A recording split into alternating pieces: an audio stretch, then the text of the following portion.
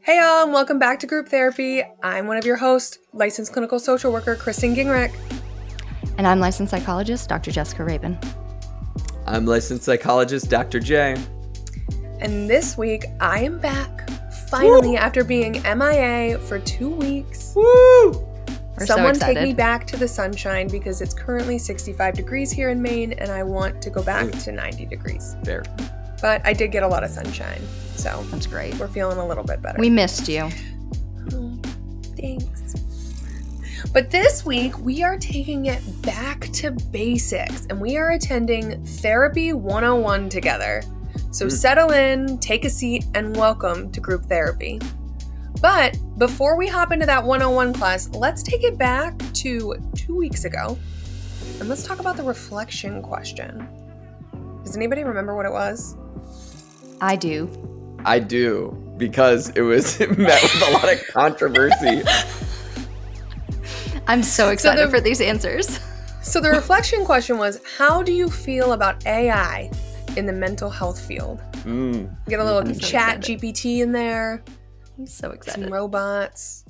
So I'm going to read some of the answers that you guys left on our post. I'm so excited. Someone said, I try it. If it were programmed well, maybe there would be less of a chance of error or damage to the client. I spent the last 19 months in therapy because of therapy. Couldn't be much worse than that.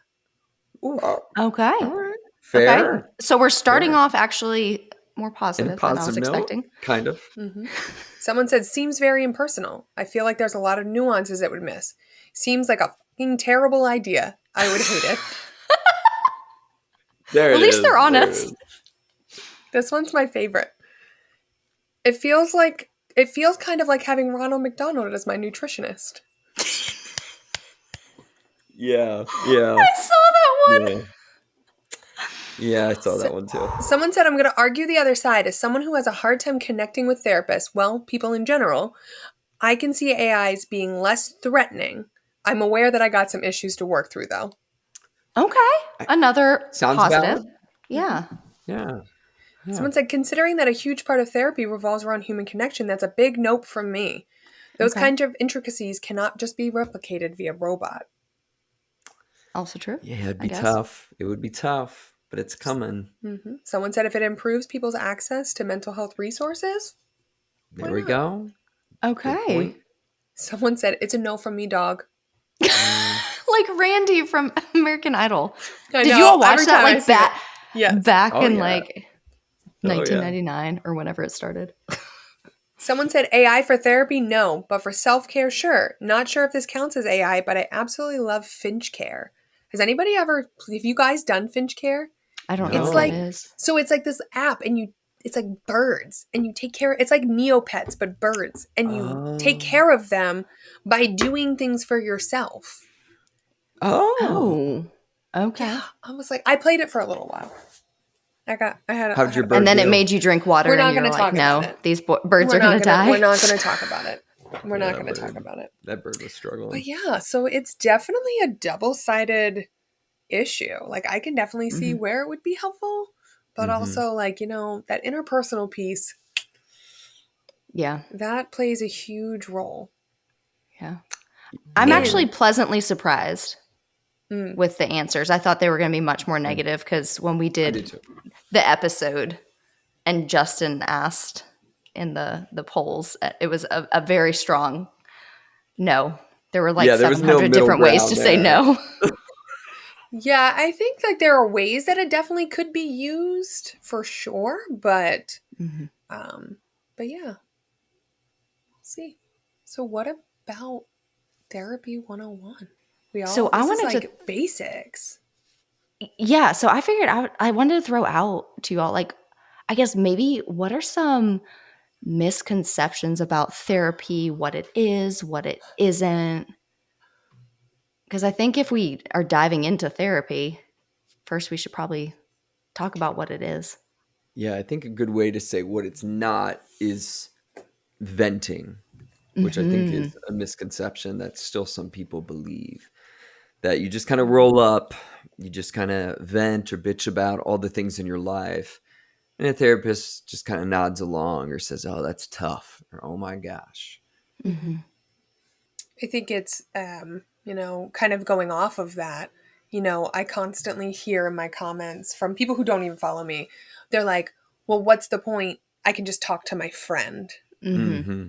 Right. And it's very different than talking to your friend. And we can definitely get into that too, because I think, talking about, the difference between a friend who has a vested interest in your life and a therapist, well, we do care. We are very much a third party. Mm-hmm. Right. Absolutely. Yeah, honestly, those are two of the biggest misconceptions I hear as well. Kind of going off I can talk to a friend. A therapist is a neutral, objective third party.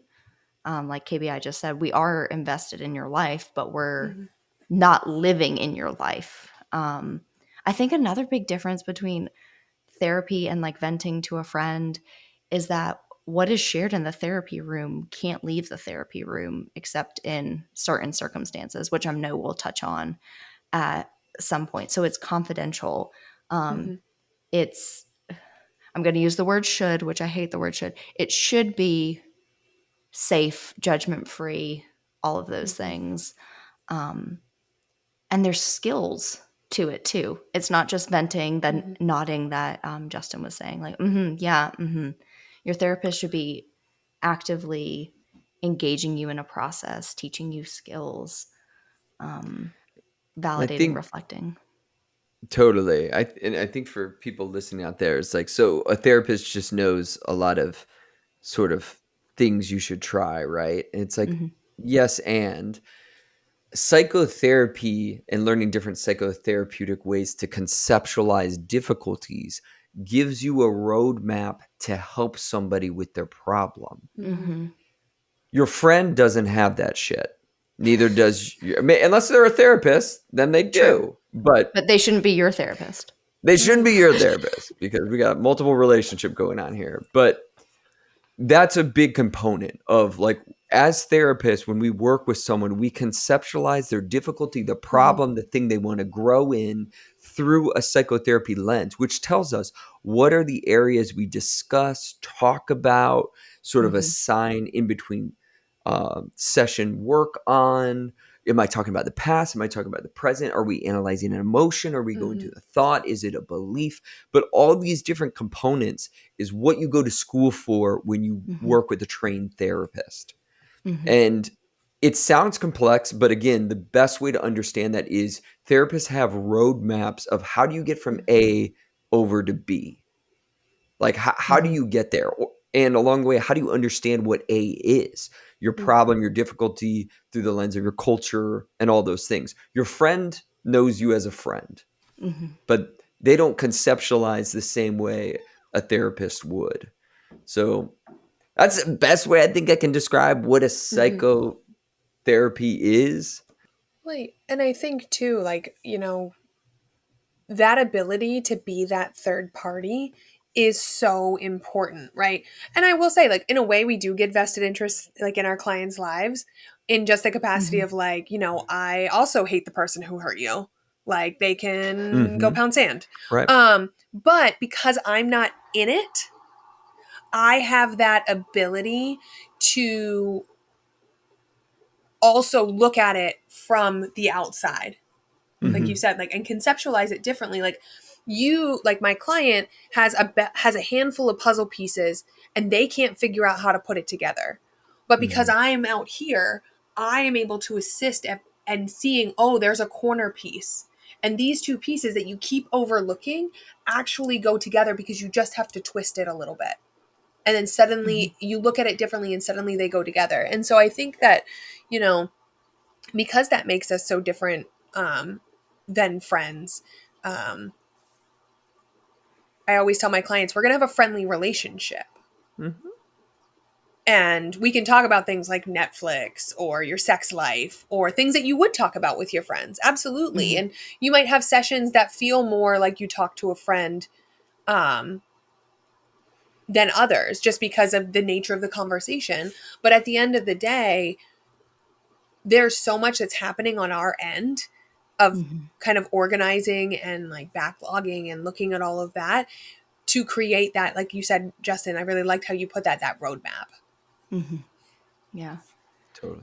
KBI, when you were just talking about like different things you may talk about in therapy, it made me think of another misconception there is about therapy, that, you know, you have to be really, really bad, or you hear the word crazy. I don't like that word, but like crazy to go to therapy. Like you have to be at rock bottom to be in therapy. And that's not true. I know we've said this on this podcast a million times. Therapy is a privilege, especially in the United States, as well as other places. But if it's accessible to you, you don't have to wait until you're extremely depressed or your intrusive thoughts due to OCD are controlling every component of your life. It could be, hey, I just moved. I just started a new job and I'm just like struggling with the transition, or, you know, grief or relationship problems. There's so many reasons that you can go to therapy. Do you want my hill? Do you want my hill? Sure. And this is, again, because of access to healthcare, this is more directed towards the United States, but I can imagine, again, in other countries, it is still, there is a piece of this. But in our country, we focus so much on treatment, and we forget, like, preventative healthcare is not a thing in our country. It is not. Yeah. It is not, even for people who have access to it and they have, you know, decent insurance with affordable copays and the ability to pay for that. It's still, prevention is still not pushed.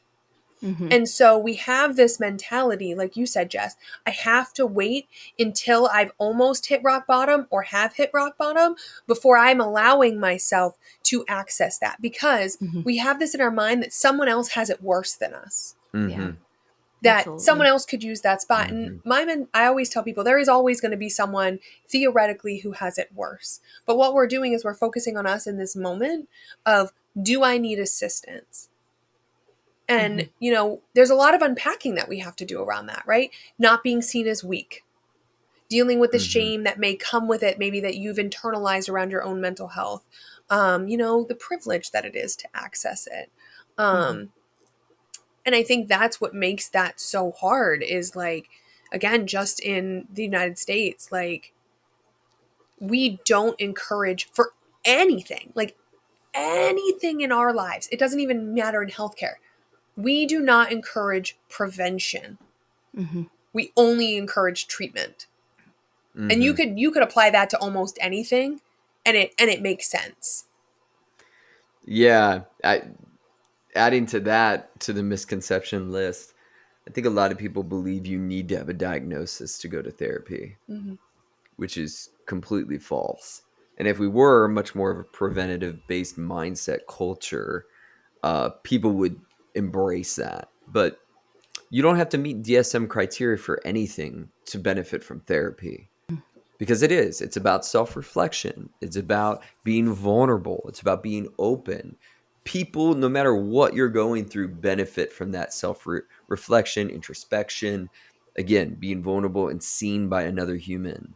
Like, it's beneficial for anyone. But I know a lot of people be like, again, my problem's not that bad.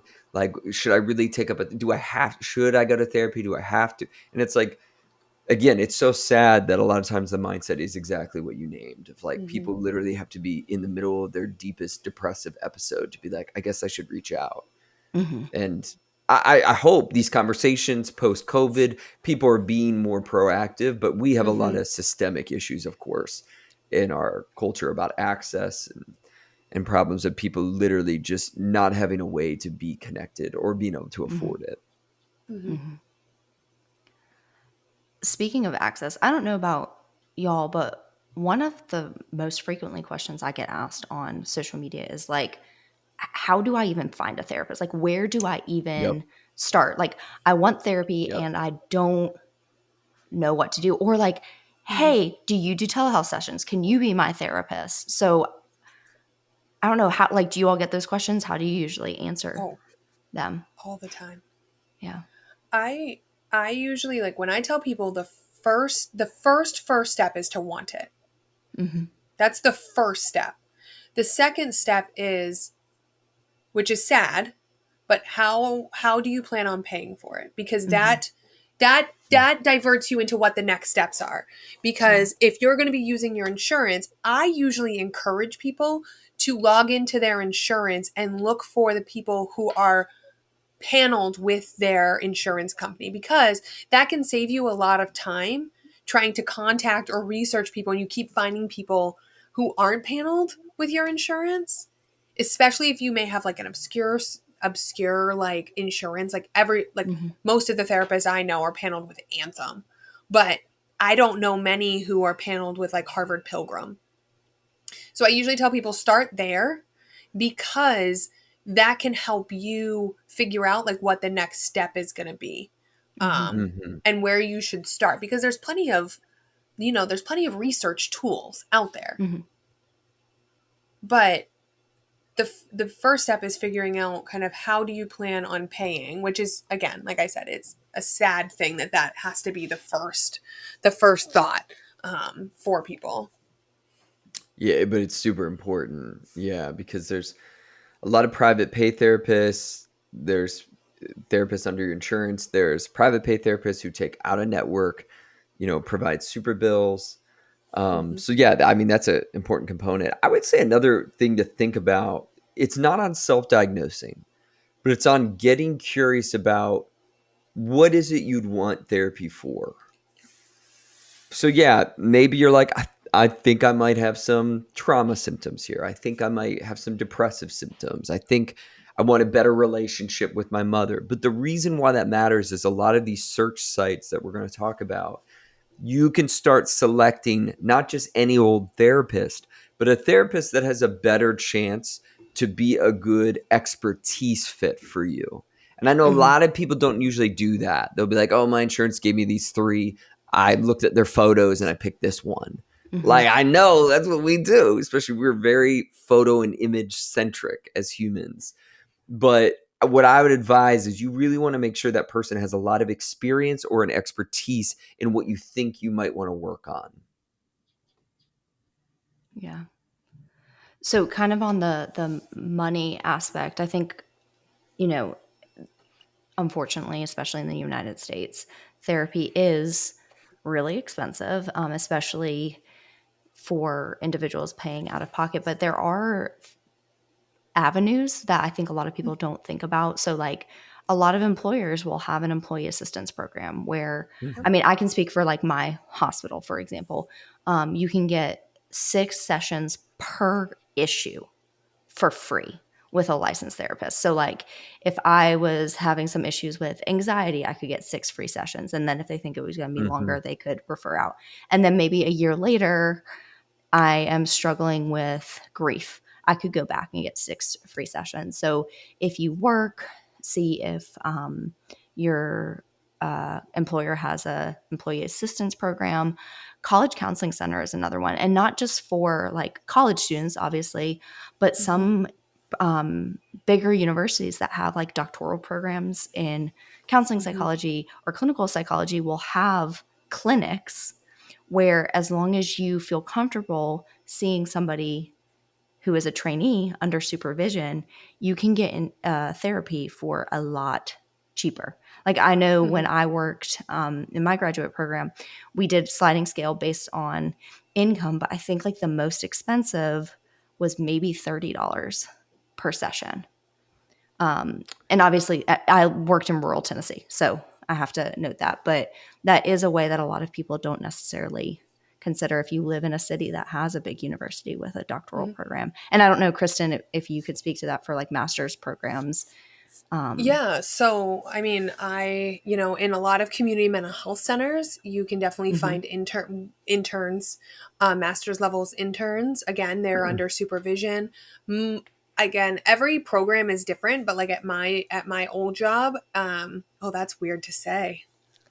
Oh, that's uncomfy. I don't like that. At my old job, I've had 3 interns, and they all of them, no one paid a service fee for them. It was free. Now, granted, the biggest barrier with interns is the time. Is you only have them for a certain period of time. But again, I always tell people like support even in short term is still support. Mm-hmm. But it's also acknowledging like that really does suck. Yeah. But a lot of those community mental health agencies might have interns. I have been seeing some group practices take on interns. So smaller group practices might have that, and they might charge like a small fee, like $25, that type of stuff. I would also sometimes in those community mental health agencies ask if they have grant money. So like my old agency had grant money. We got a certain amount of money from the United Way at all of our different regions. And some of them were like $20,000. And we would pull from that. Now, granted, most of those clients couldn't come every week because we wanted to space it out as long as we possibly could because you only got so many per person. Mm-hmm. But sometimes it's just asking too, like just calling up a couple agencies if you don't have that ability and just say, hey, do you have the ability for a sliding scale, an intern, grant funds, anything like that that would allow me to access services? Love that.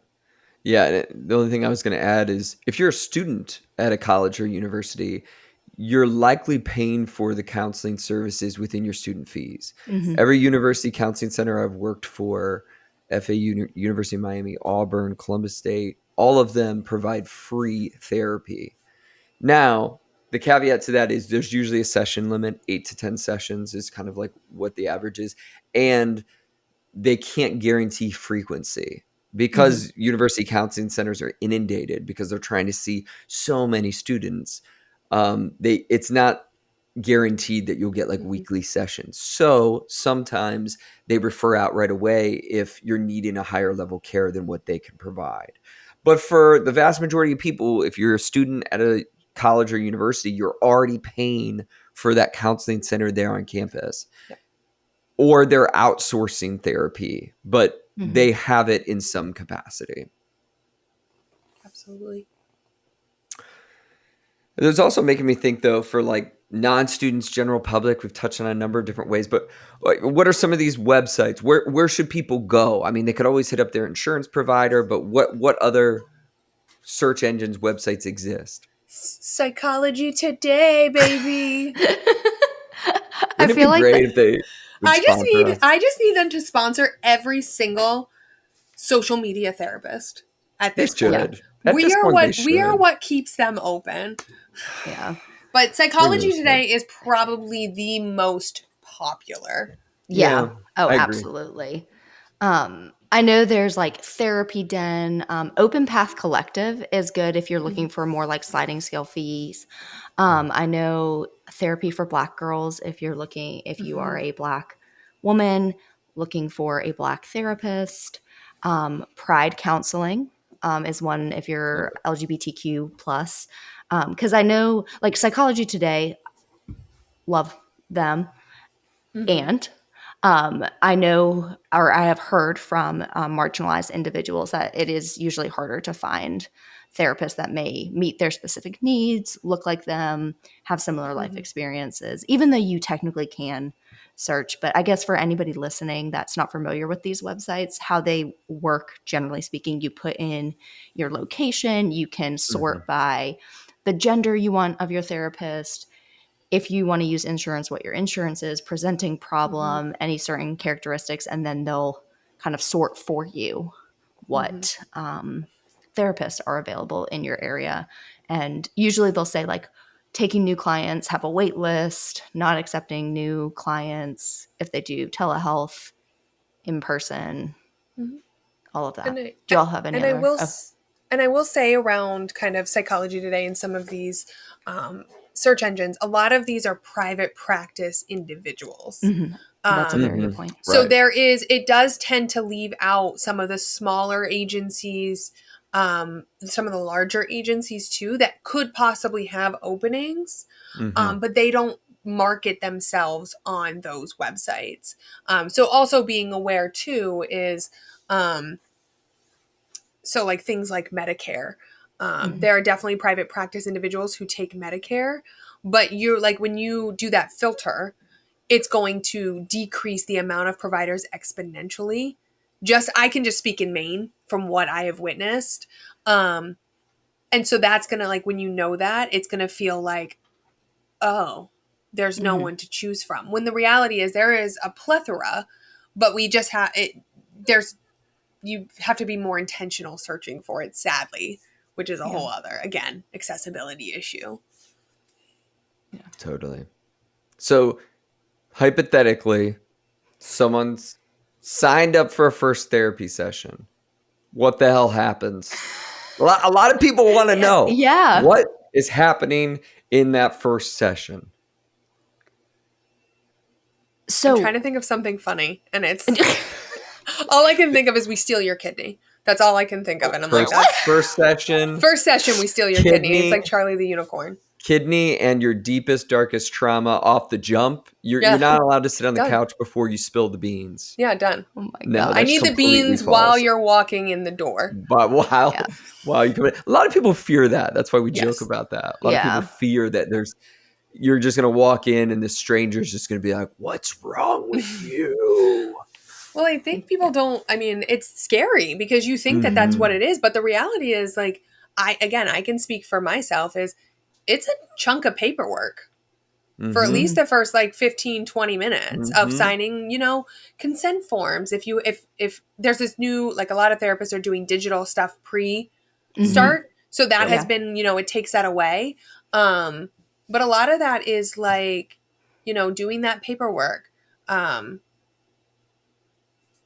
I always, like, the first question I said is, so why come in today? Like, what brings you into my office today? Yeah. And kind of opening that up and, talking about that. But there's a lot to even just digest in the paperwork aspect of it. Yeah. Yeah. A lot of paperwork if your therapist does not send it ahead of time. For me, like, the first thing I do, other than, introduce myself, ask why they're here to make sure we're on the same page, is a little different for me because I work in a hospital. So I want to make sure, like, people know why they're seeing me. And then going over informed consent and, like, limits to confidentiality. So, discussing what the patient's rights and responsibilities are, what therapy is, my role, their role, who they can file a complaint to if they don't like me, limits to confidentiality. So going over, and I'm pretty sure most limits are similar across the board in the United States, but, if disclosure of harm to self or others, and I personally, for me, go into detail of, that doesn't mean if you disclose a suicidal thought or self-harming thought, you're going to be hospitalized. It's imminent danger. We talk about that. That can be a whole episode within itself. Disclosure of abuse of a minor or a vulnerable adult. If they are using insurance, going over, like, insurance companies know that you're here, blah, blah, blah. So all that boring stuff. And then for me, I really, like, get to know my client, basic background, like, who are you? Kind of psychosocial stuff. Who do you live with? What are your interests? What are your main concerns? Screeners. So, like, if they're coming in for depression, give a depression screener. Anxiety, goals for therapy. One thing I love to ask my clients, especially working with children and teens, is, have you been in therapy before? What was that experience like? What was positive about it? What was negative about it?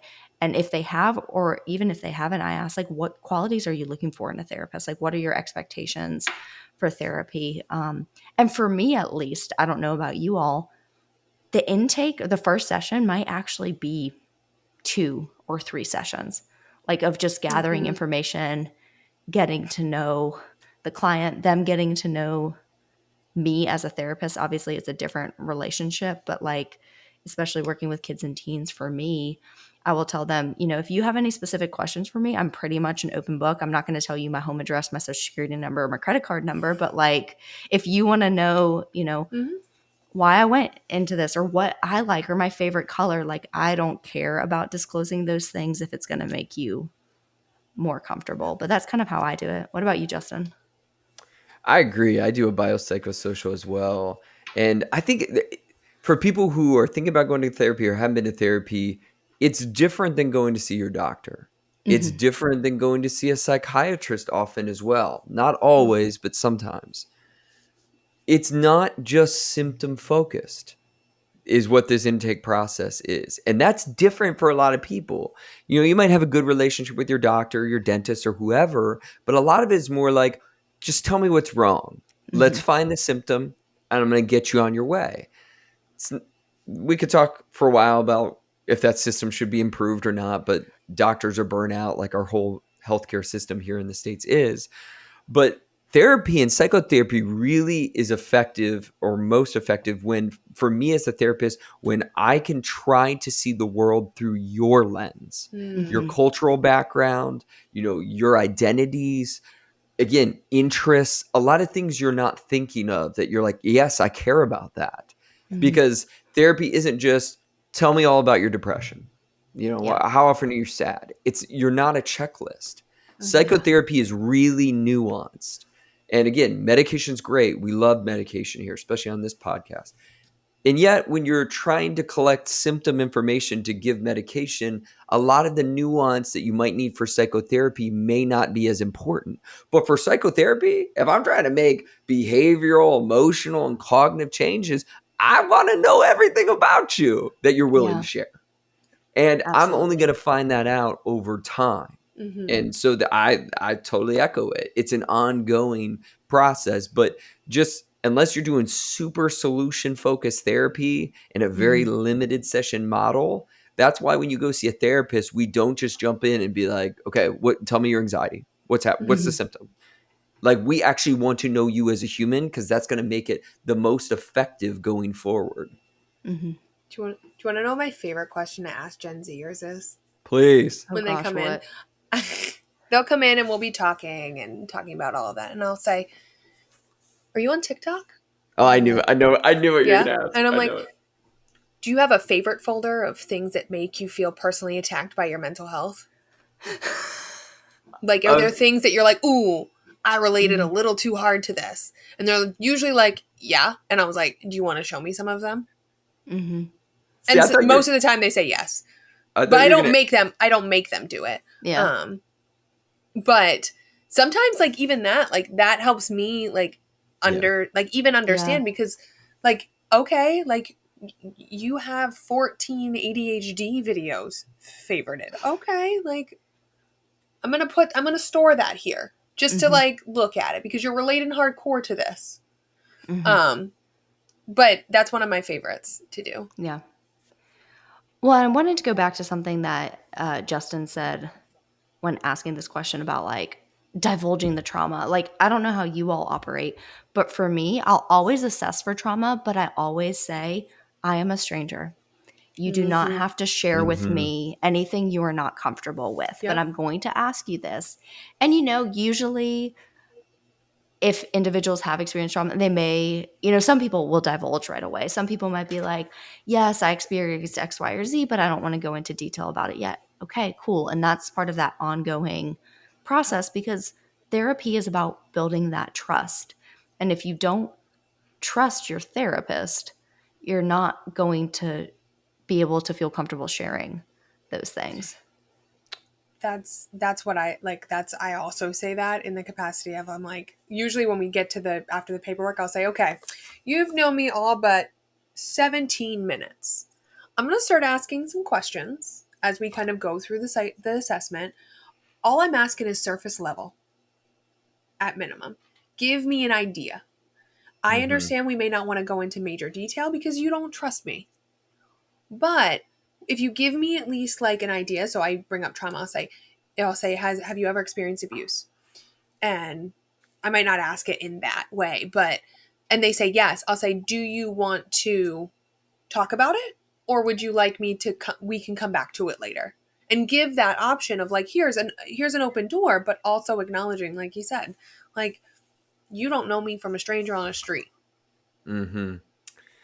Yeah, and I think it's definitely worth mentioning that part of what we're trying to determine in that first session, besides build a relationship, is, am I a good fit for you? Is this therapy a good fit for you? Is this the right level of care for you? And then we talk about what duration and frequency we can anticipate. Like, your therapist should be setting that table, because a lot of times you show up, and again, I'm in private practice, But despite me screening and having conversations with people on the front end, sometimes in a first session when I'm doing this intake, I determine they need a higher level of care. They need intensive outpatient and sometimes even inpatient therapy. I'm someone who doesn't see someone more than once a week because that's my capacity as a private practice therapist. I know some private practice therapists would see people multiple times in a week. But these are the things, again, when you get in front of a mental health professional, we are actively trying to assess. So we definitely want to establish that relationship, but we also want you to be in the best place for your mental health care. And there really is no way we can know that on the front end. Like you would have to have the longest phone like consult call. Like I just don't know that you can establish that in a maybe 10-minute consult call. Yeah. Absolutely. Well, I was going to just say, I even think like Justin, you brought up like duration, modality, things like that. And even if we're like, okay, generally, speaking, I think we could meet, every other week for a couple months, see how we go. But life happens. So Totally. the one thing I love about outpatient therapy, because I do both outpatient and inpatient, is it does give me the opportunity. If life happens, if new things come up, you have that relationship so you can kind of pivot what comes up in the session. But I think it's important to highlight that like how long therapy takes for people, how frequent you see is all individual, and there's no one size fits all. Like I see on social media a lot, I know you all do too, like I've been in therapy for 2 years, like is that too long? Like we can't tell you, because if that's what you need, that's what you need. Some people only need 6 sessions and they're good. Some people need 6 years worth of therapy. It's so individualized. Totally. So one thing we haven't talked about is telehealth. And that's what we're going to touch on in the Google Scholar Shorts. Let's go! The last 3 years of our life. Well, so I literally, because, I like take notes and write a question. I was going to say, we know teletherapy became extremely popular due to the COVID-19 pandemic. So a few questions for y'all.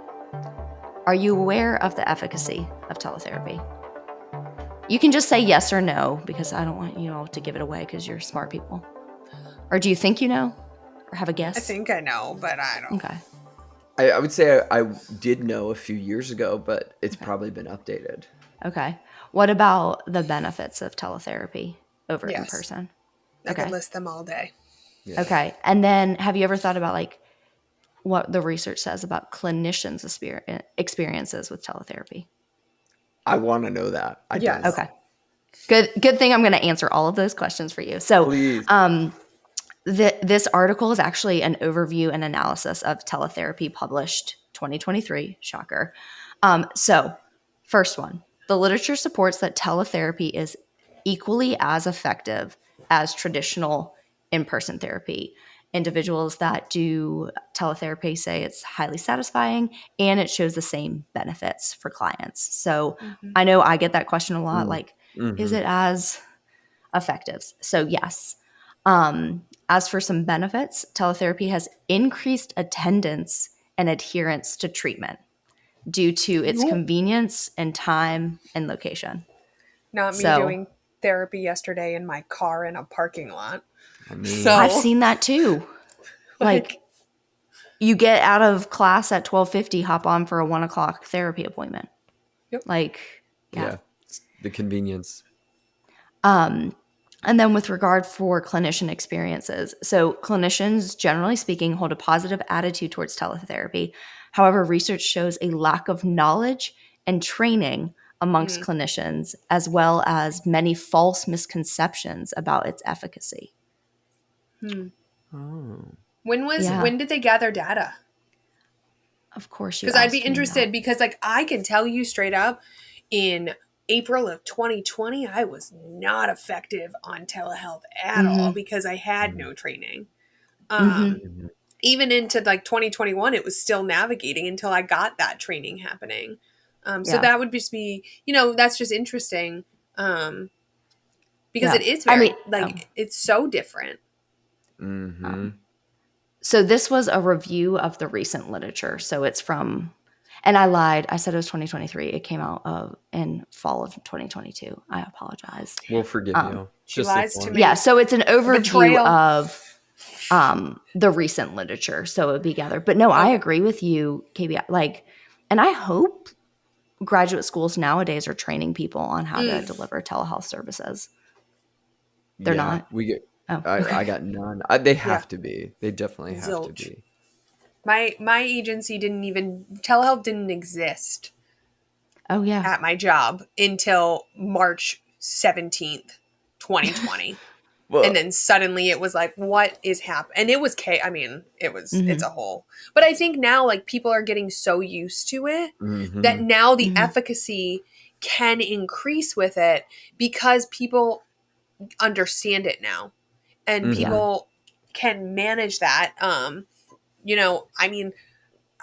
I've probably seen my therapist 4 times since we were able to go back in the office, and I just keep doing because it's just like they said, it's convenient. Like I was 2 hours away in Bangor, and I was like, oh shit, I got therapy today. And I just sat in the parking lot of my new job and did therapy. Yeah. I was just going to share, which is something I talk about a lot, but there is a different connection in person. It's certainly not better. And I would even make the argument for some people, it's too intense in person. For some people, it would be better. And I've definitely had clients to be like, I love that I've never met you in person because I don't think I could tell you the things I've told you or be as vulnerable. Yeah. But the in-person is much more intense. Like it just is. I have clients that, again, they kind of do the back and forth. In our in-person sessions, when you're just like feet away across from each other, sometimes I feel like it's sort of like that was more productive. But I don't always think that. But there's an intensity it's just like with your friend. Like if you're thinking about this at home, it's like when you FaceTime a friend versus when you're sitting across from them at brunch. It's not to say the FaceTime's useless or not, whatever. Sometimes you might connect better over FaceTime, but the intensity of it, I don't know. I don't know how else to word that. There's an energy and intensity to in-person. And I agree with you. I think that there are people who are made for telehealth, and then there are people who are made for face-to-face, and then there are people who can do both interchangeably. Yeah, absolutely. Because of that intensity, or like even just the telehealth allows like this to happen just a little bit. And it helps decrease the intensity. It doesn't mean, like you said, like it's less effective by any means, but I would love to see a study on like personality characteristics. And I literally just typed into Google Scholar if they've done any research. And there's one study from 2020 that looks at personality and like choosing doctor's visits of telehealth. But I feel like there is a difference. Like I have some clients that I have never met in person because they prefer telehealth. I have some that hated telehealth when we were required to do it and wanted to come back in person immediately, and others that go back and forth. And I don't know. It's just interesting. I think you should try.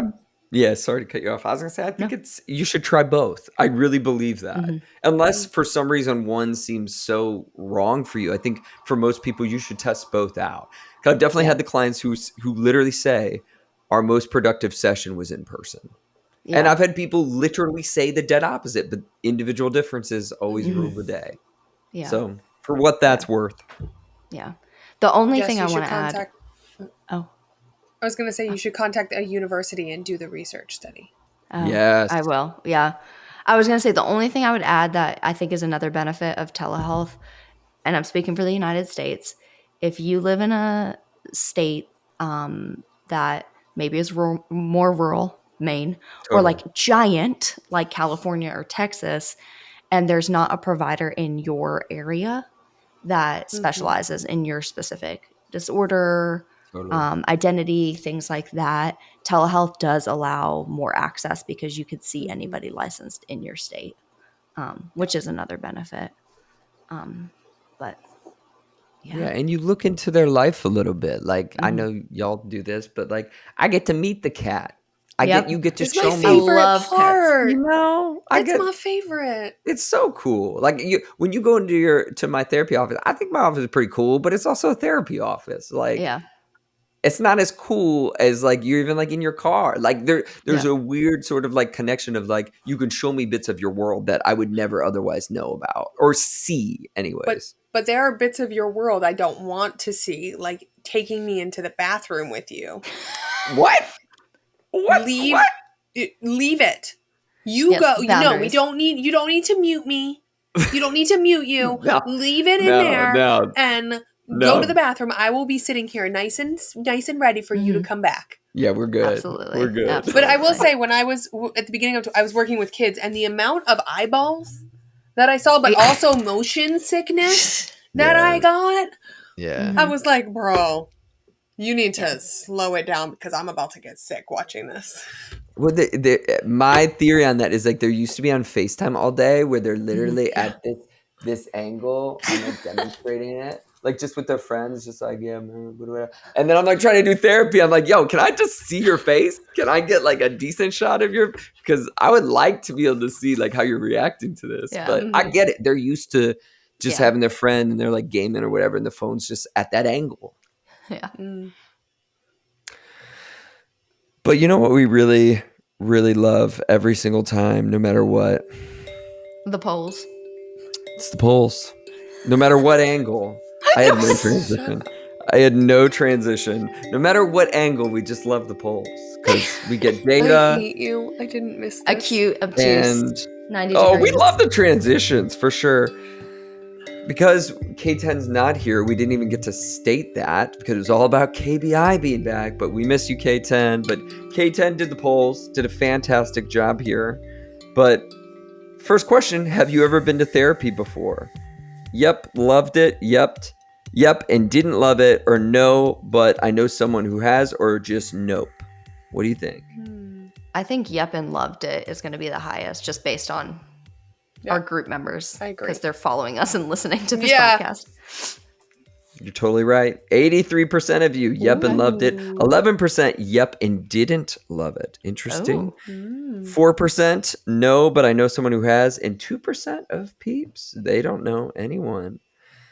Here we go. Next one. If you move states and your therapist isn't licensed in that state, you might have to find a new therapist. True or false? I feel our group members know it's true. Sadly, it's true. It's true. 94% of people knew that was true. That's definitely true. Do you think telehealth is just as effective as in person? Well, I'll be interested to see what this is. Yeah.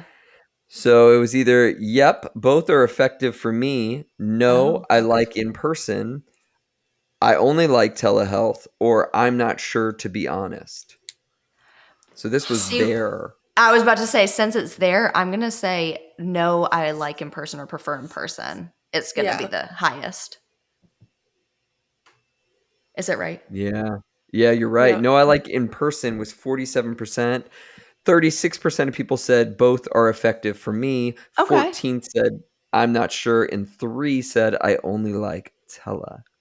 Okay. Interesting. Yeah, that was kind of surprising a bit for me. About what percent of people who enter psychotherapy show some benefit from it? Is it 33%, 96%, 75%, or 29%? These percentiles, K10, are just all over the place. What are they? 33, 96, 75, and 29. I'm going to go 75 because it's the only one that's like solid. It's the only one that wasn't K10's chaos, but 71% of people knew, 75%. And that is the correct answer. Because K10 texted me earlier and was like, the answer's 75%. And I was like, for what? Tell her the next time you gotta round off your edges because it stands out.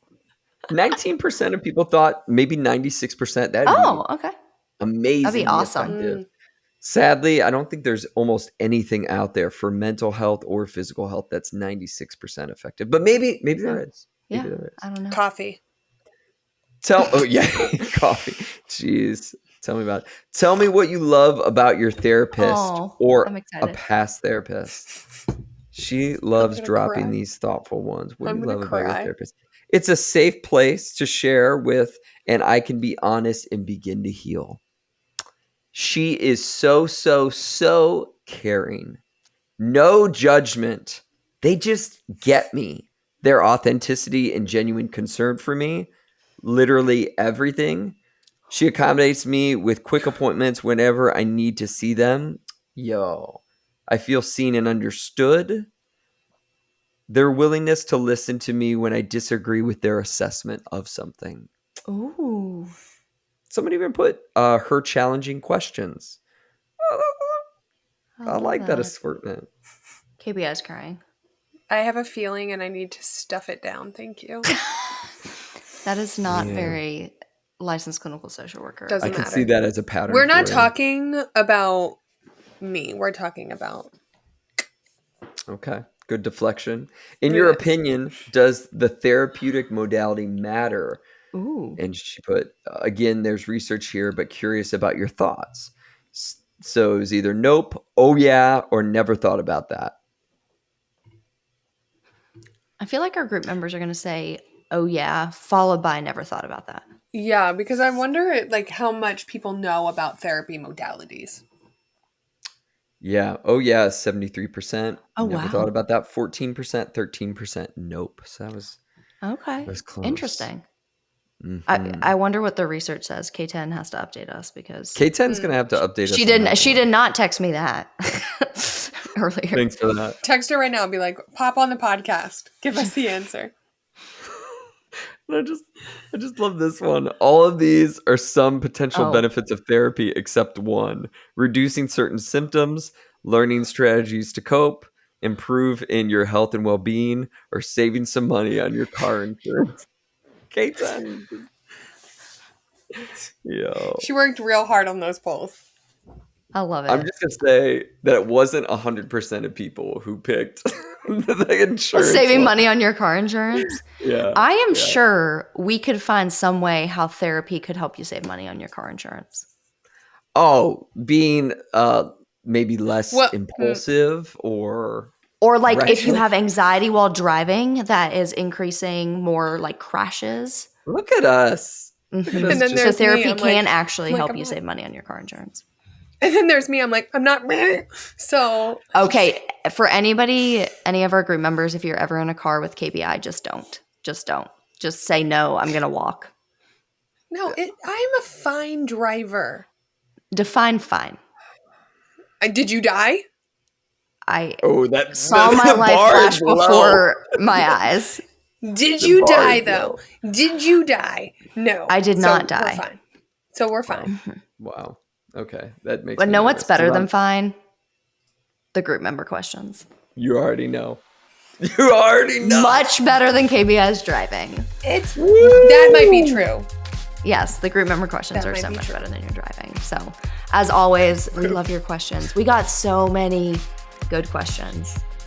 So many good questions. So, we're going to just jump right in. So, Ayana from Canada. I hope I said your name right. I've attempted therapy multiple times in the past, but it's just not helpful. How do I know if it's because I'm not ready or it was the wrong type? Could it be both? Thanks. Mm-hmm. I usually tell people to ask. It could be. Absolutely. I usually tell people to ask themselves a couple questions. It's, do you feel connected with your therapist? Mm-hmm. Is your therapist trained in what you're looking for help with? Mm-hmm. Are you actually being honest with your therapist? And that comes after building a little bit of a rapport. Like, again, we know that takes time. But, like, are you actually being honest with yourself and your therapist? Are you actually doing the work outside of session? Mm-hmm. And that you're not just showing up every week. And again, the work could be even baby steps. But are you taking what you're learning and making attempts to apply it? Yeah. I agree with all that. And I know it's like, we're not going to hear this response, but I want to know, how was it not helpful? Mm-hmm. Yeah. Like if you can define that for yourself, then you'll be on to what might be next. 'Cause everything KBI said was spot on. But we also need to define, was it not helpful because they couldn't hear you? Was it not helpful because they couldn't like conceptualize your problem or give you a path forward? But it definitely could be a timing thing. It wasn't the right time. Wasn't the right time for what you wanted to change in that moment or were hoping to change. But it definitely could be both. But I always want people to self-reflect on if something isn't working, what isn't working? What are you looking for that maybe you're not getting? Because that will tell you a lot. Because sometimes we know what our therapist wants us to do. We're just not doing it. So then we're getting some answers there.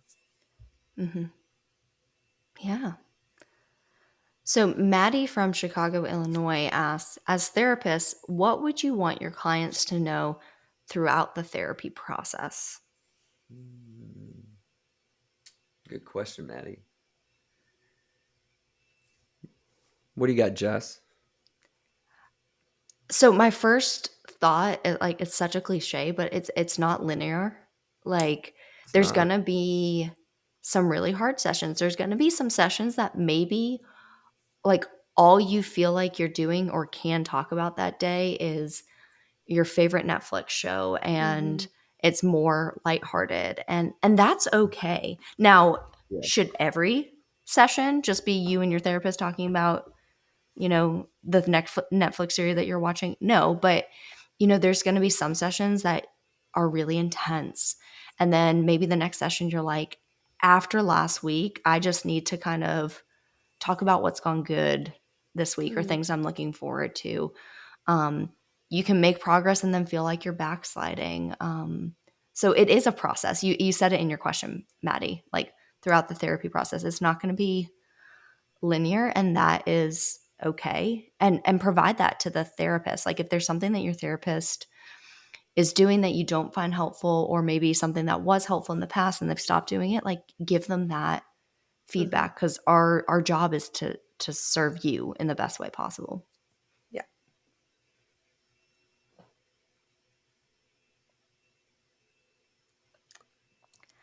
So Amy from California, what's the deal with assessments? How do they work? If you get a diagnosis, does that mean you only have the thing you were diagnosed with, or do you have to be assessed for each specific disorder? And is there a reason why a therapist might be reluctant to do an assessment? So that's a lot of questions in one, but I like that. The last one I'd just say is they shouldn't be, because assessments are more accurate than just our therapeutic intuitions. So actual assessments far better predict diagnosis, outcomes, pretty much anything better than, again, just your therapeutic expertise would. So, but assessments are valid instruments. We check reliability. We check to make sure that it's has validity. It's measuring what we say it's measuring. But there are so many different ones out there. Some for intellect, some for personality, some for different clusters of personality and symptoms within there. I highly recommend them. I know I'm a psychologist, so I was trained in them, so I'm very biased, even though I tend not to give a lot of them because they can be expensive. And they're not always covered by insurance. But do I think they're extremely helpful? Absolutely. But do I think it's typical that therapists or mental health professionals use them for a diagnosis? I think the majority of the times they don't. Well, and I think you go. I was just going to say, and I think it's important too to also know what level your therapist is at. So like you guys as doctorate levels have been trained in doing some of those assessments, whereas master's level, like I don't diagnose ADHD or autism or things like that because I am not trained in the specialized screenings that come with that. So I will automatically refer out. Like I might still see them for therapy, but if they're wanting a more specialized diagnosis like that, I might refer out. So it's also important to know, like, am I seeing a doctorate level who is trained in doing some of these screenings, or am I seeing someone who is not maybe trained in that? Because there might even be some doctorate levels who aren't trained in them, or not in certain ones and not comfortable. But I think that's also important to realize. Mm-hmm. Well, and Amy, I would wonder what like your definition of assessment is, because I think what Justin was explaining and was like a psychological assessment where we might do IQ testing, adaptive testing, learning disability assessments, giving those personality tests, other like specialized assessments, whether self-report, other report, or actual like engaged assessments that psychologists are trained in. Or, are you coming in for an intake assessment where you're getting that biopsychosocial history and going to what KBI was just saying, as a licensed clinical social worker, she may not diagnose autism or ADHD, but is your clinician giving you like the Beck depression inventory or the GAD, the generalized anxiety disorder, like screener to assess for your current symptoms? And so I think, I wonder what in your mind the term assessment is, because I think even in the mental health field, we talk about assessments differently. My sister is a social worker, for example, and her job as a social worker is to do assessments for individuals that have already been diagnosed with autism to determine eligibility for services. But the assessment she's doing looks very different than me conducting a psych assessment. Well, and when I was explaining that, I was thinking of the assessments, not even the psych assessments. Like you guys were talking, like, so now, like, even between us, I'm like, oh yeah, shit, I forgot about psych assessments. Those are totally different than what I would do. Yeah. Yeah. So Amy, we might have just confused you more. Yeah. And I was talking about, standardized assessments, which are often done on a computer. They used to be done on paper. Yeah. Yeah. So, I mean, I think, Amy, to kind of summarize, it depends on the type of assessment. If you're going into therapy, your therapist should be assessing you. Definitely. Doing that biopsychosocial, getting specifics about your symptoms, things like that.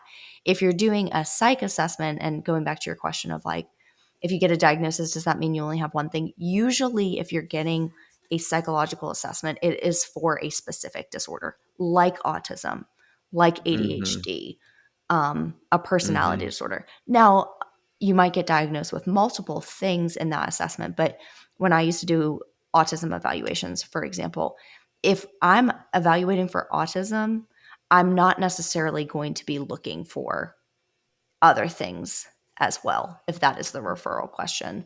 So it depends on a lot of factors. Yeah, good question. So Ed from the UK, they asked, hello, I was wondering if you have any advice on trusting a therapist and opening up when you've not been believed by therapists before. I really want to work on things, but I just feel like I'm going to be dismissed again, and I don't want to end up going backwards.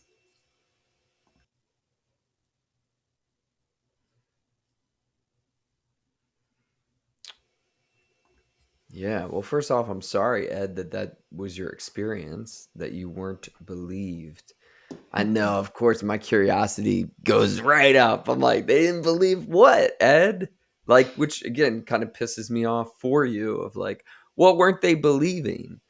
Because I think I'm speaking for myself, but I'm sure y'all will agree. Like, we hear so many different things, and people are so nuanced and different that the uniqueness of your experience shouldn't be dismissed.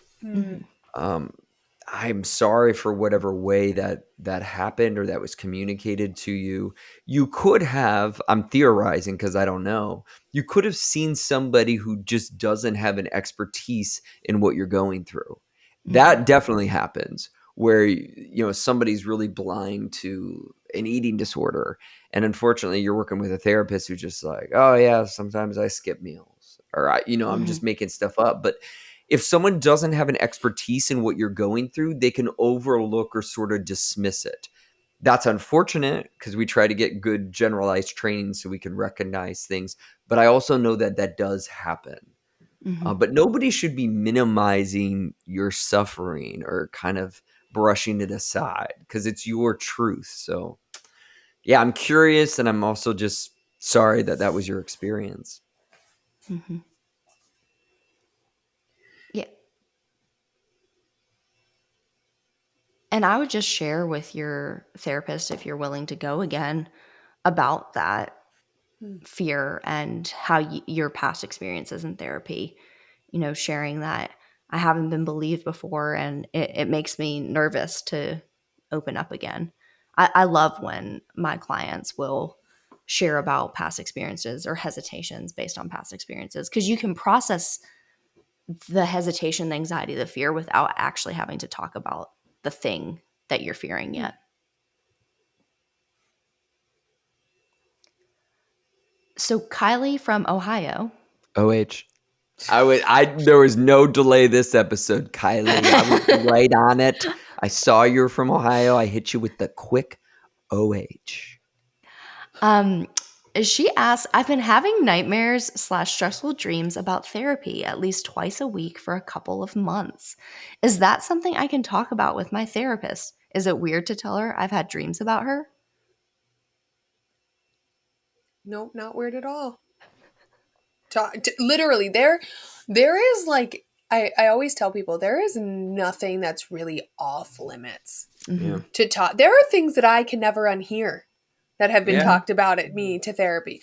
What I always tell clients is like, I'm not going to tolerate like abuse towards me and things like that. But like, there are things that I have listened to and validated, and I'm like, man, whoop, okay. But that's like, our job is to sit in that. Our job is to be there for that. Even if you're even if you're dreaming about us, because then we can talk about it and we can kind of see like, okay, where could this dream be stemming from?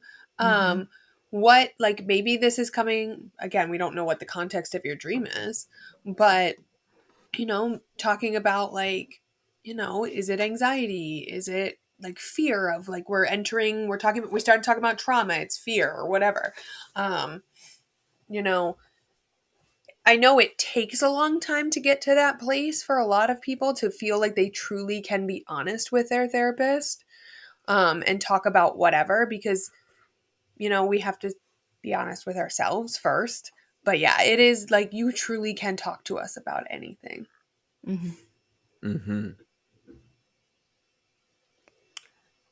Yeah, I would say it doesn't even have to be a dream. I think dreams are just interesting and chaotic and whatever, but it could even be just thoughts, like to normalize it on another level. Like sometimes we have interesting thoughts and they can be associated to a lot of different things: anxiety, stress, trauma. Like, you don't know, but I feel like any good therapist, like KBI said, like you just get curious about it with them. But yeah, dreams, I don't have an expertise in dreams. I think they're interesting, but yeah. Do y'all have expertise in dreams or got training in dreams? Yeah, I don't. No. I'm not me neither. No. Jesse Lyon does, though. Yes. We're name dropping. The dream doc. So Sydney from California asked, how do I know if my therapist and I aren't a good fit, or I just need to give it more time, or I'm just not good at therapy?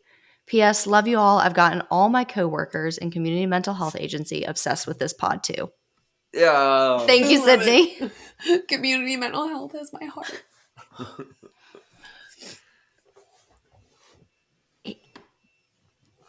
So I guess for a good fit, like, it's just something you like feel. I don't know how to explain it. Like, if you just kind of like, the way I explain it to people a lot of times is peers at school, because I work with children and adolescents. Like, there are some people you just don't click with. They're nice. You don't mind them, but you're not gonna form a friendship with them because maybe you just don't click. You don't have similar interests, things like that. Obviously, it's not the same exact thing as therapy, but like, you just feel it. Your therapist might be really nice, but if you find yourself like, I'm not super comfortable opening up about these things, or like there's just something that doesn't feel right, that might be an indication that it's just not a good fit. It doesn't mean either of you are, bad. Like I know you just said, am I not just good at therapy? Like it doesn't mean you're not quote unquote good at therapy. It just might not be the right therapist for you. And I also think reflecting too on yourself as well, because, asking yourself, like, why am I hesitant? Am I hesitant because I don't feel connected? Or am I hesitant because I'm just scared of entering into this place? But like you said, Jess, like if you don't vibe with someone, you don't vibe with them. And I think, something I hear often is the thing that sucks the most about therapy is you spend time starting to open up and then you don't vibe and then you move on to someone else. And then you move on to someone else and it just feels fruitless after a period of time. But the reality is when you find that therapist that you click with, it's all hands on deck at that point. Like and so, yeah, I mean, it's definitely also doing that reflection.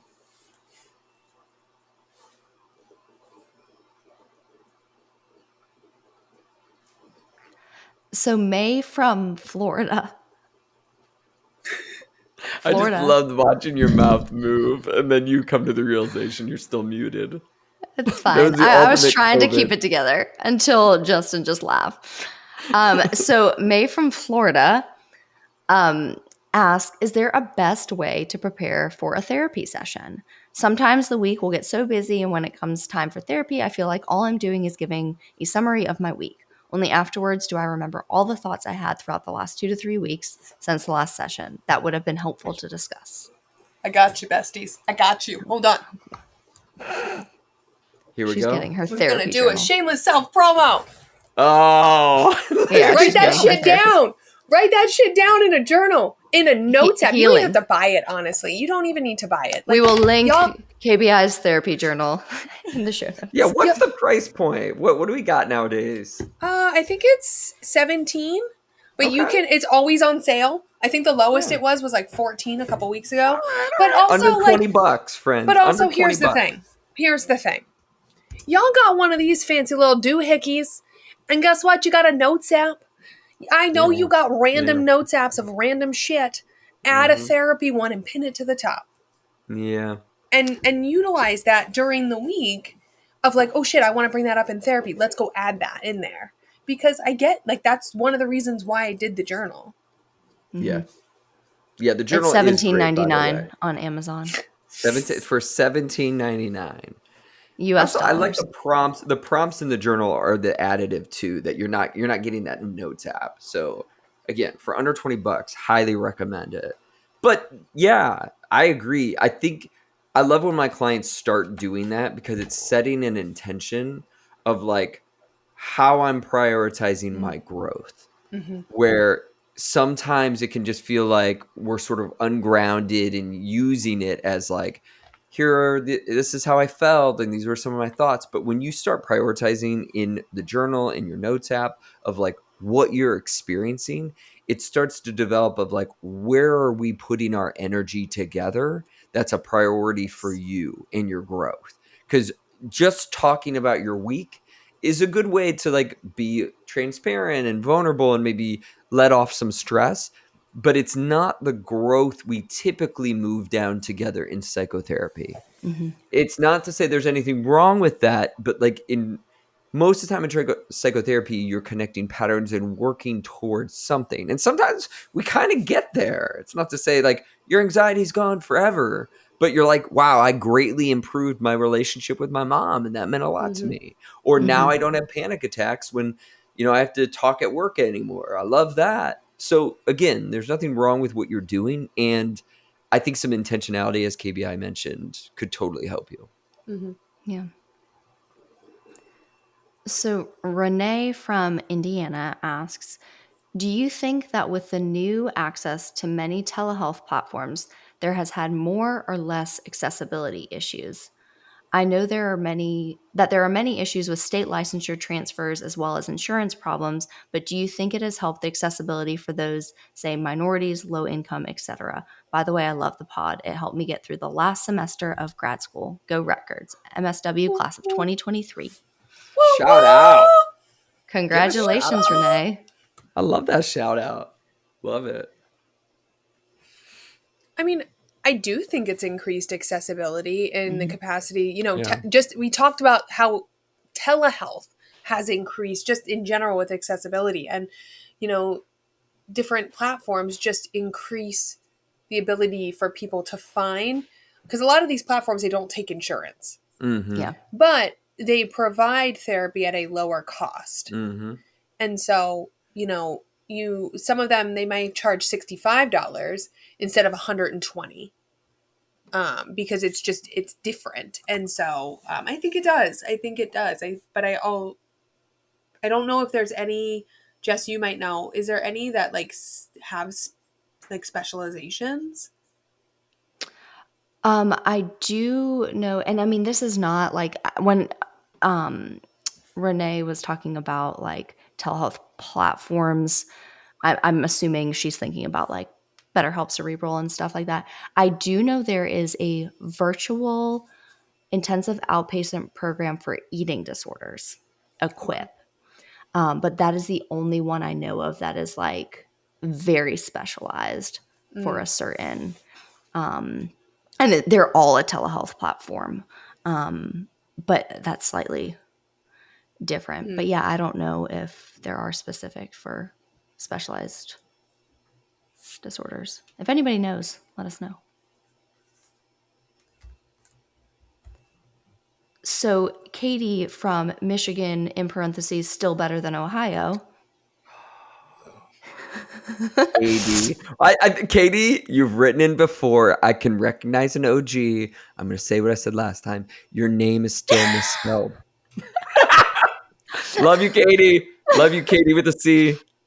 So Katie asked a really cool question that I wanted to us to talk about on the pod. What do you think about animal-assisted therapy? Oh. My therapist does animal-assisted therapy with her dog, and I love it, but I wanted to know what other opinions there are around animal-assisted therapy. I love when my therapist has her dog in the office. Mm-hmm. Because he's like a little doodle. Yeah. And he's lovely. It's very specific. Mm-hmm. And I was lucky, I did a retreat doing equine therapy with horses. And I'm not I was going to talk about equine therapy. Yeah. I'm not a horse guy by any means. I do love animals.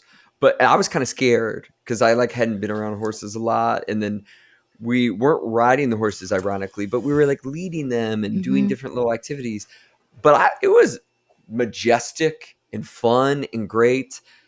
I think animals help a lot of people come out of their shell. I think animals help a lot of people connect.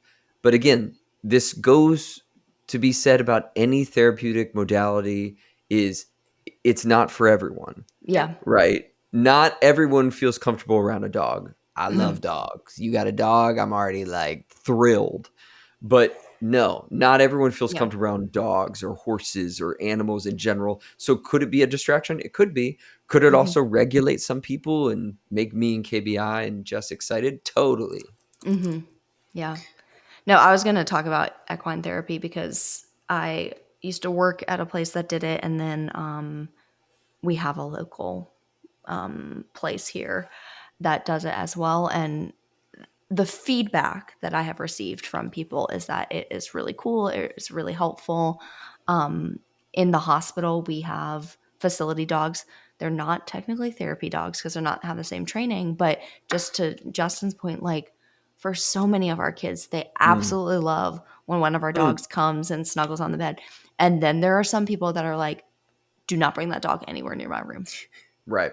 So it's an individual basis, but I definitely think for people that like animals, it can be extremely beneficial. No doubt. So Blaine from New Hampshire asks, what advice do you have for someone who's never been to therapy, who's not sure if they quote unquote need it? Do you think everyone should go to therapy at some point?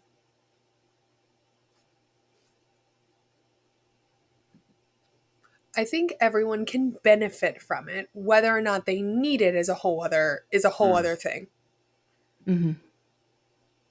I think we can all benefit from having an unbiased party to talk to, or the ability to just, learn a new skill or whatever. But whether or not you quote unquote need it, that's a whole other discussion. Mm-hmm. Yeah, I would argue if you're like considering going to therapy and you have access and means to do so, try it. Like there's a reason why you're thinking about and considering therapy. As KBI just said, we all could benefit from it, as we highlighted earlier. Like you don't need to be at rock bottom. So if you are in a position where you're thinking maybe I should try out therapy because there's X, Y, and Z that I would like to work on, even if you don't quote unquote need it, if you have access and the means to do it, go now. That's the preventative care when you're kind of thinking about it now versus down the road. Okay.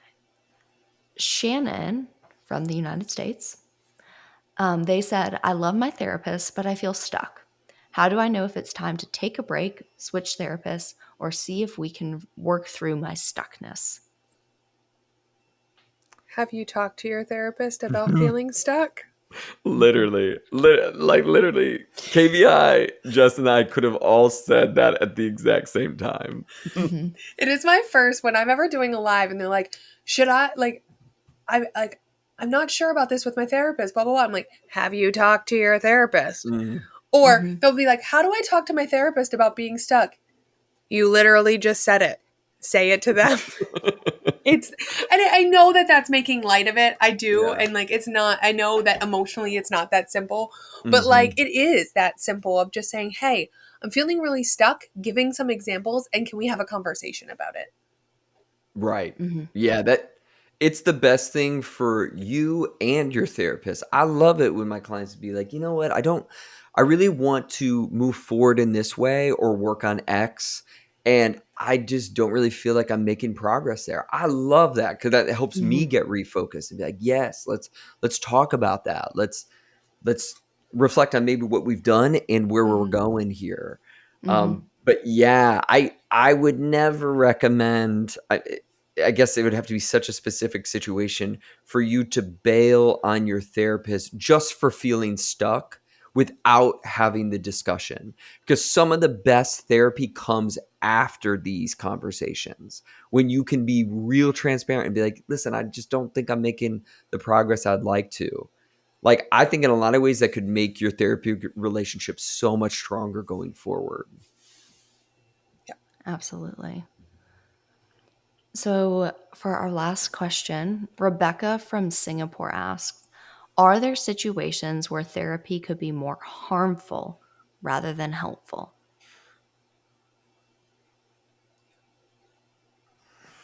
I love watching y'all's faces because KBI was like a solid nodding yes, and Justin's deep in thought. I think it can be harmful when, and there's also pieces of your therapist to be able to identify this, of when you're not ready and you are bulldozing through it.